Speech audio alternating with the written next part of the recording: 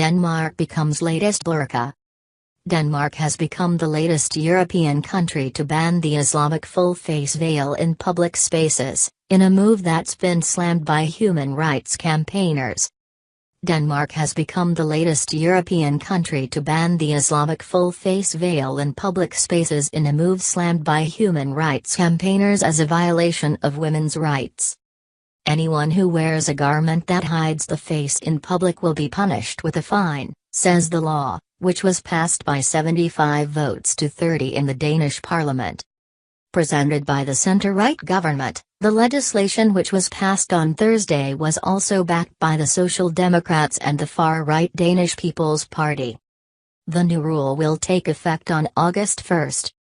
Wearing a burqa, which covers a person's entire face, or the niqab, which only shows the eyes, in public will lead to a fine of 1,000 kroner, $208.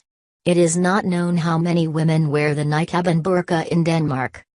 I don't think there are many who wear the burqa here in Denmark. But if you do, you should be punished with a fine, Justice Minister Søren Pape Poulsen was quoted as saying by RTSA news agency in February. Amnesty International condemned the law as a discriminatory violation of women's rights, especially against Muslim women who choose to wear the full-face veils.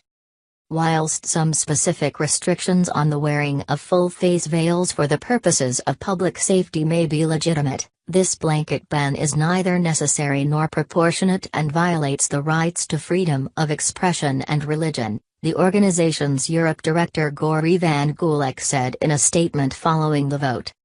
If the intention of this law was to protect women's rights, it fails abjectly. Instead, the law criminalizes women for their choice of clothing and in so doing flies in the face of those freedoms Denmark purports to uphold, she added. Supporters argue the ban enables better integration of Muslim immigrants into Danish society, claiming the garment is used to oppress women.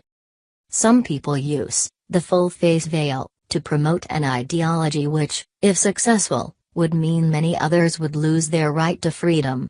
It's a matter of balance, Martin Henriksen, spokesman for the anti-immigration Danish People's Party, told RTSA. But Aisha Halim, a Pakistani woman who has been wearing the niqab for the past 6 years that she's lived in Denmark, said no one, including her husband, forced her to wear it. Many people believe that men force us to wear the niqab or burqa. That's completely wrong, she told Danish public broadcaster Drive.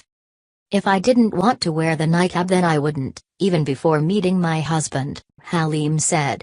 I'd rather leave the country than take my veil off.